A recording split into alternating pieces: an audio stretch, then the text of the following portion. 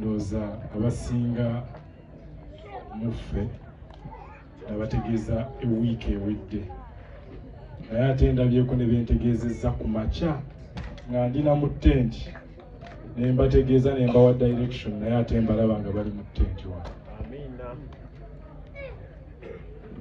Essanyu lye nnina simanyi n'ebigambo mpulira ebyokwogera sibiraba naye njagala kwebaza okusookera ddala nina kwebaza bazadde bange kubanga abazadde bano bwe mulaba bampa omusingi gwe bampa nga bampa buwi nga tebamanyi kigenda kujja naye Allah n'ayisiza ku musingi ogwo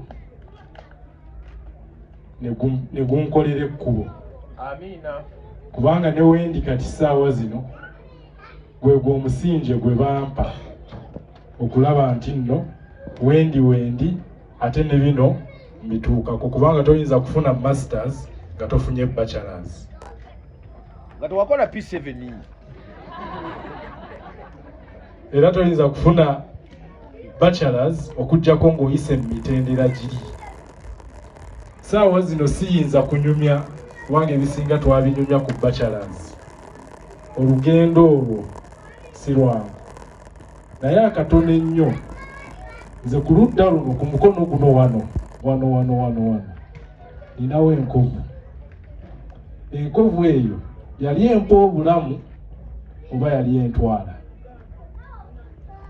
naye enkovu eyo ya muzeeyi nga buli lwentuuka bwe nti nengitunulako nga mmanya nti I have to work hard kubanga kyekyo muzeeyi kye yali ayagala.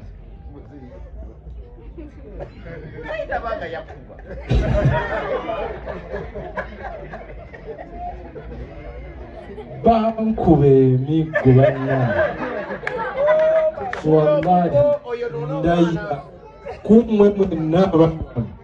I doubt whether there is a person whose parent has ever been caned like I was caned. Muzeeyi yankuba nanzinga mu blanket nga ninga maiti nga ndekeddeko maaso bwegati akassa nga wali ali mu kufumba tanulu y'amataffaali ng'agenda kufumba n'aŋŋamba agenda kunteeka mu ki naye ng'amaze okunkuba emiggo.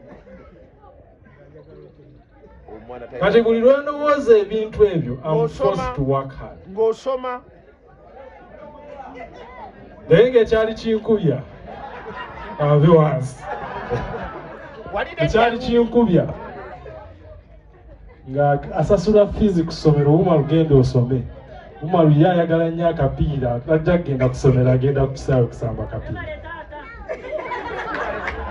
Kati ogwo omusingi gwe yanteekamu wallahi mba nnina okulwana ennyo. Yali entwala etya kiboko gye yali aleese bwe nzijukira obulungi yali ekwata mutwe ng'egenda kukwata mutwe maama ate ye yamukwata. Kati maama mu kumukwata omukono kiboko neekwata ki neekwata wano neerekawo enkovu. Kati nina okubeebaza nalwana nnyo. Story nnyingi nnyo basaagala kubanga buli lwe njijjukira amaziga gampita mujjukira ebyaliwo ku graduation eyasooka naye leero mbadde saagala kukaabamu oyo ojoku nja byogera nga bwe bakaalira ku lusozi kweta. Kaakati muzeeyi yalwana nnyo nsome being a first born. Mu kusooka nakiraba ng'omuzannyo but I realized that I had to work hard kubanga yadde ayogera bw'atyo naye alina ekiseera kye yalimu nga naye ssente azeewulira naye Allah n'amugerera laba ate wantambuza antuusizza mu senior 1 eyo yankubira kibooko nga sinnatuuka mu senior 1 sinnamalako na P7 nga ndi kisajja kya mutwe munene naye bwe mmalako P7 muzeeyi n'ateeka ekibuli SS kibuli nasomayo omwaka ogwo Allah n'amugerera obusente bwonna bwe yali akozesa okuntwala ekibuli bwonna n'abutema n'addayo ku 0.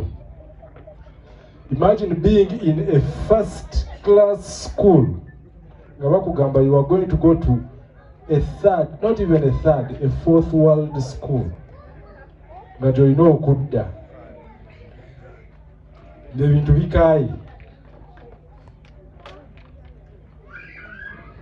Mbanja one wajja omu kuba students be nali nsoma nabo ekibuli bwe bamanya nti nvuddeyo ne bamanya ebyokusoma bikoze eki najja nangamba Omar badde nkusaba ebitabo byo bimpe notes ezo nzireyo nzikozesa nze notes zange zaabula nga bamanya ebyokusoma byakola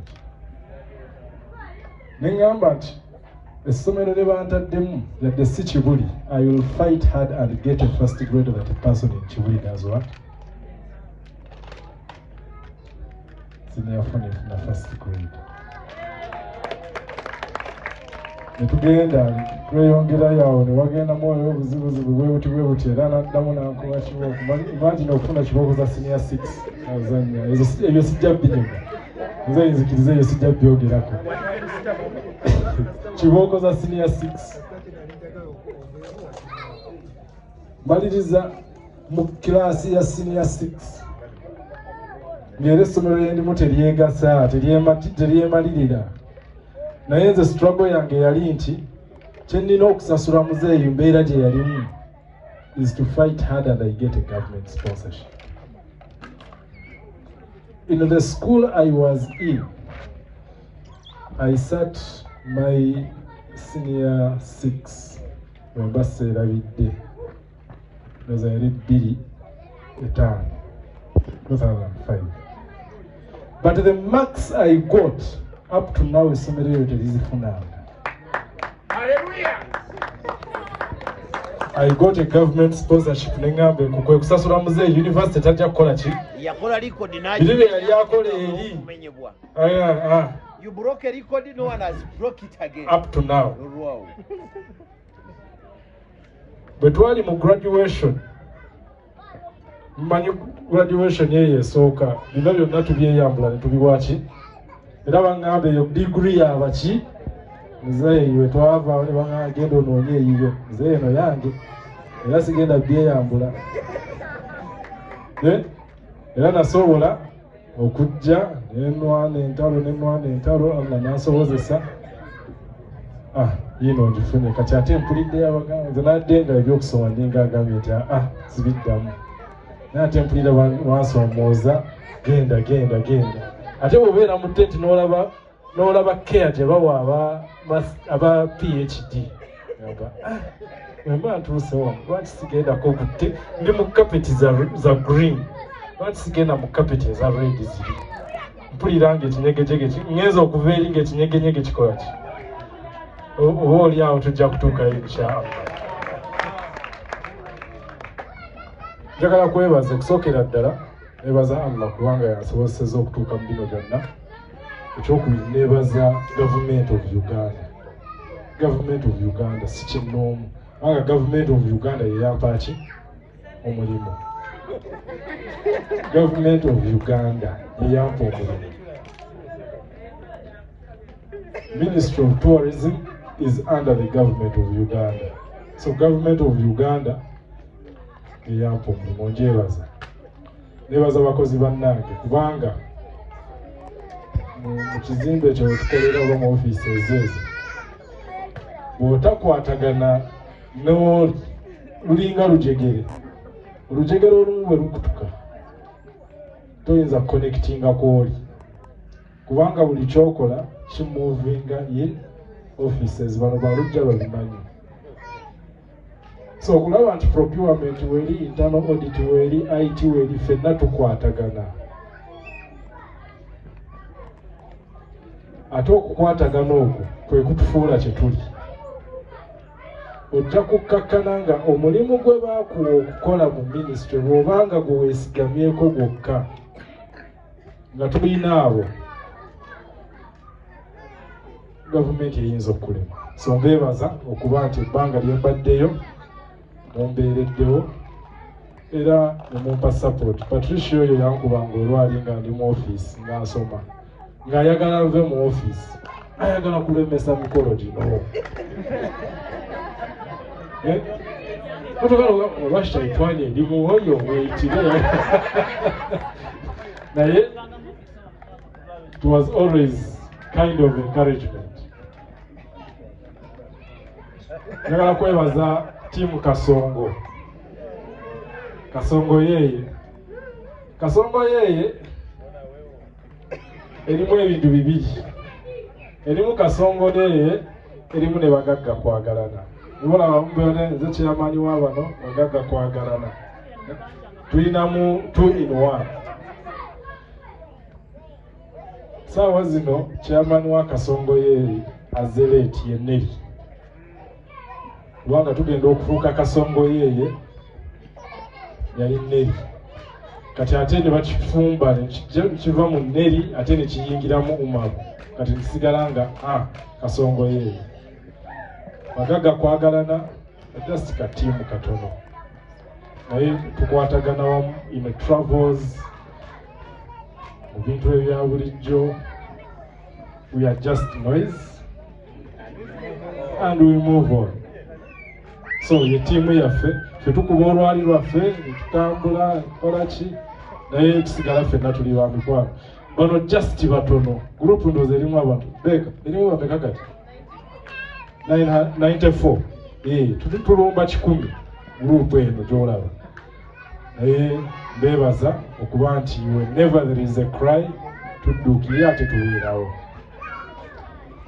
Njagala kwebaza omwami gwendabye ankubye surprise okuba nti azze mwami Kibirango Omar. Oyo omwami alina ettafaali ddene, yadde nange nina ettafaali ku ye, naye alina ettafaali ddene ku diguri eno. Kubanga ite mbyogere sijja byogera, naye alina ettafaali ddene ye alimanyi.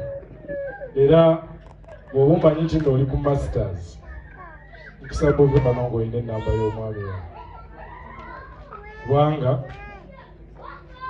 experience gy'alina ne advice gy'atuwa oba gye yampa gye nkakasa nti yawa ite n'abalala baagiwa. I think mu graduation ebaddewo olwaleero ekitono nnyo you had 30% contribution to most of the students who are there. So mwami Kibirango nkwebaza okuba nti nonkubye ka surprise, badde twogera ku simu nga biringa ebyokusaaga naye onkubye ka surprise nojja. Njagala kwebaza famire yange, famire za bikanga bisatu. Waliwo famire nga famire eno eya muzeeyi ne taata, ne wabaawo famire nga famire eyange, ne wabaawo famire ey'abato bange, ne wabaawo famire ey'aba relatives. Njagala kubeebaza kubanga you have always shown